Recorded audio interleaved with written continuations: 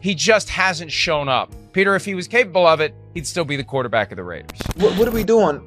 There used to be an intimidating factor from the Saints offensively, and it's just not there. I just don't know what it is. You shouldn't be having to play from behind with a team like that. The defense is being affected by the lack of offense. Like their heart's not in it either. Just a little quick statement. Pete Carmichael, I'm watching you. I'm watching you, brother, and you are not doing well right now. I mean, yeah, you can put it on me. I mean, I'll take that.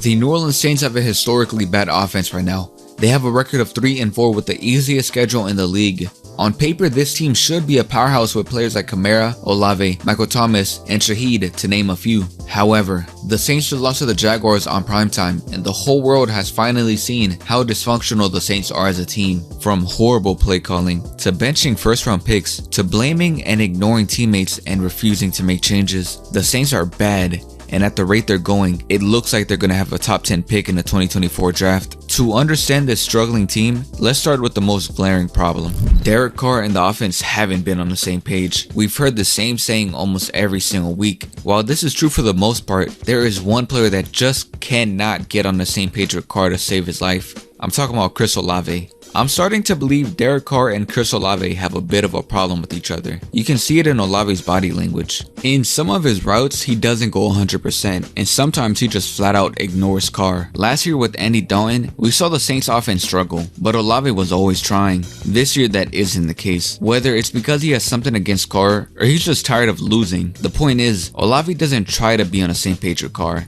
and he has no problem admitting it. Back-to-back weeks, Olave has said that they can just blame their miscommunication on him, and it seems like he's fine with that. Not gonna point no fingers. I mean, it's on everybody. You can blame me if you want. So, yeah, you can put it on me.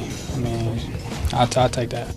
But enough of Olave. Let's also talk about the new franchise quarterback that costs $150 million. Derek Carr has been really mediocre, leaning more towards bad. You can blame the O-line, play calling, coaching, whatever you want. The point still stands. Derek Carr has been playing poorly, really bad reads and really bad decision making, especially in the red zone. And it doesn't help that he's one of the team captains and is constantly blaming and yelling at other people when his performance hasn't been the best either. What are you doing?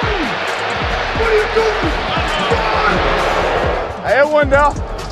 Derek, you one? I'm not gonna lie, I kind of understand where Olave is coming from. Imagine your quarterback missing wide open touchdowns to you, giving you bad passes, and he yells at you again and again in front of everyone. And even your head coach siding with their quarterback and throwing you under the bus.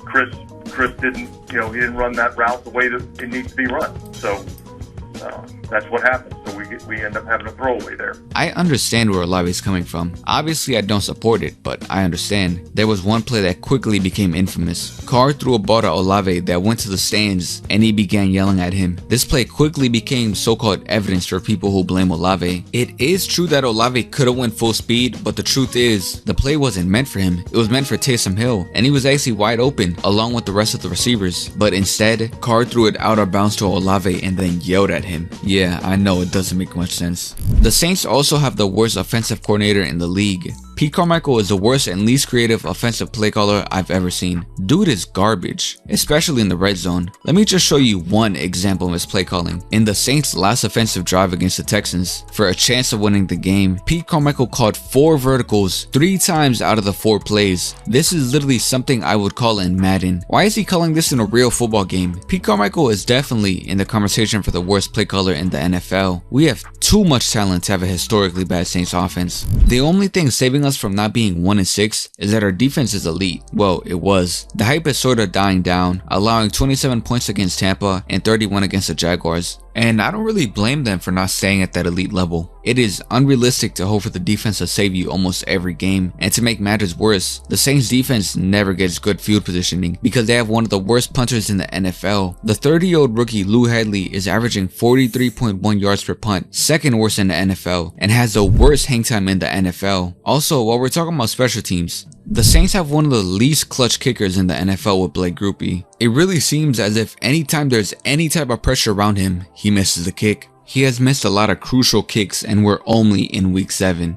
He also holds the achievement for shortest field goal missed this season. Dennis Allen, the head coach of the Saints, is not a leader. His words in his press conferences hold little to no value. He says the same thing every single week. We've got to do better. We've got to clean up. He is not a leader. He throws Chris Olave under the bus and benches his first round offensive lineman Trevor Penning while he was getting better every single week and replaced him for a backup, and then tells the media he doesn't want to hurt his confidence in front of everyone. Dennis Allen refuses to make changes to the teams where they are needed, and to be honest, I wouldn't really want to play for a coach like that, but hey, that's just me. This Saints team is losing support from the fandom quickly. This team is going down the drain really fast, and if big changes don't come, the Saints will be stuck in his rut for as long as this continues. If you enjoyed the video, please feel free to like and subscribe. It would be greatly appreciated. Anyways, have a good rest of your day and peace.